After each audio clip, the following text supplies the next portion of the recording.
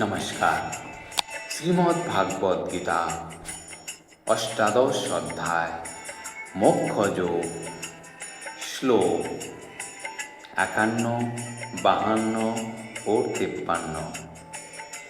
বুদ্ধা শিশুদ্ধয়া যুক্ত ধিতাত্মনং নিয়মচ্চ শব্দাদীন বিষয়াংস্তেস্তন্ন রাগদ্বেষৈ বুদ্ধস্য চ বিবিক্তসেবী লঙ্ঘাসী যত বাক্কায়া মানস ধ্যানযোগ পরো নিত্যং বৈরাগ্যং সমুপাশ্রিত অহংকারং বলং দর্পং কামং ক্রোধং পরিগ্রহং বিমুচ্য নির্মম শান্ত ব্রহ্মভূতায় কল্পতে। বুদ্ধা বুদ্ধির দ্বারা বিশুদ্ধ যুক্ত হয়ে ধৃতির দ্বারা আত্মান মনকে নিয়ন্ত্রিত করে শব্দ আদি বিষয়ান ইন্দ্রিয়ের বিষয়সমূহ পরিত্যাগ করে রাগ আসক্তি দেশ বুদ্ধস্য বর্জন করে বিবিক্তসেবী নির্জন স্থানে বাস করে লঙ্ঘাসী অল্প আহার করে যত পাপ সংযত করে কায় দেহ মানস মন ধ্যান যোগে যুক্ত হয়ে নিত্যম সর্বদা বৈরাগ্য সমুপাশ্রিত আশ্রয় গ্রহণ করে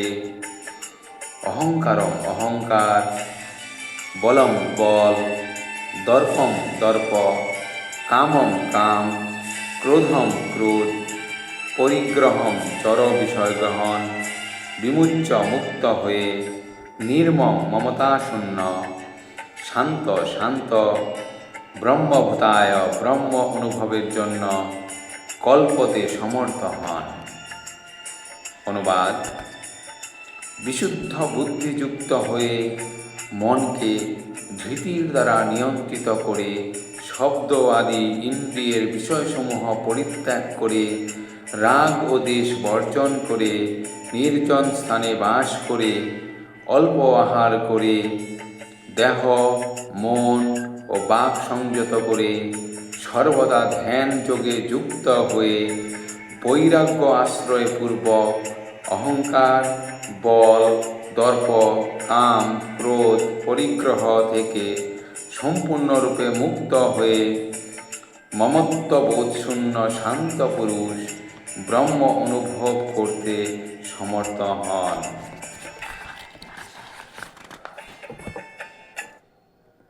তাৎপর্য: বুদ্ধির সাহায্যে নির্মল হলে মানুষ সত্ত্বগুণে অধিষ্ঠিত হন। এভাবে মানুষ চিত্তবৃত্তিকে নিয়ন্ত্রণ করে সর্বদাই সমাধিস্থ থাকেন। তখন আর তিনি ইন্দ্রিয় তর্পণের বিষয়ের প্রতি আসক্ত হন না এবং রাগ ও দেশ থেকে মুক্ত হয়ে কর্ম সম্পাদন করেন। এই ধরনের নিরাসক্ত মানুষ স্বভাবত নির্জন স্থানে থাকতে ভালোবাসেন। তিনি প্রয়োজনের অতিরিক্ত আহার গ্রহণ করেন না এবং তিনি তার দেহ ও মনের সমস্ত কার্যকলাপ নিয়ন্ত্রণ করেন। তখন আর তার মিথ্যা অহংকার থাকে না, কারণ তিনি তখন তার দেহকে তার স্বরূপ বলে মনে করেন না। নানা রকম জড় পদার্থ আহরণ করে তার দেহটিকে স্থূল ও শক্তিশালী করে তোলার কোনো বাসনাও তখন আর থাকে না। যেহেতু তখন আর তার দেহাত্ম বুদ্ধি থাকে না, তাই মিথ্যা দর্পও থাকে না। পরমেশ্বর ভগবানের কৃপায় তিনি তখন যা পান তাতেই সন্তুষ্ট থাকেন এবং ইন্দ্রিয় সুখভোগের অভাব হলে ক্রুদ্ধ হন না। ইন্দ্রিয়ের বিষয়সমূহ আহরণ করার কোনো রকম প্রচেষ্টাও তিনি করেন না। এভাবে মানুষ যখন সর্বতোভাবে অহংকার মুক্ত হন, তখন তিনি সমস্ত জড় বিষয়ের প্রতি অনাসক্ত হন এবং সেটি ব্রহ্ম অনুভবের স্তর। সেই স্তরকে বলা হয় ব্রহ্মভূত স্তর। মানুষ যখন জড়জাগতিক চেতনা থেকে মুক্ত হন, তখন তিনি শান্ত হন এবং কোনো কিছুতেই আর ক্রুদ্ধ হন না।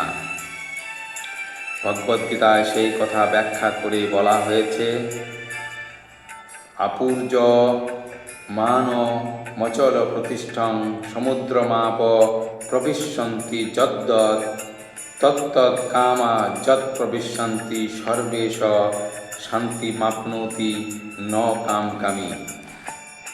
বিষয়কামী ব্যক্তি কখনো শান্তি লাভ করে না। নদীর জলরাশি যেমন সদা পরিপূর্ণ এবং স্থির সমুদ্রে প্রবেশ করেও তাকে ক্ষোভিত করতে পারে না, কামসমূহও তেমনি কোনো স্থিতপ্রজ্ঞ ব্যক্তিতে প্রবিষ্ট হয়েও তাকে বিক্ষুব্ধ করতে পারে না। অতএব তিনি শান্তি লাভ করে। ধন্যবাদ।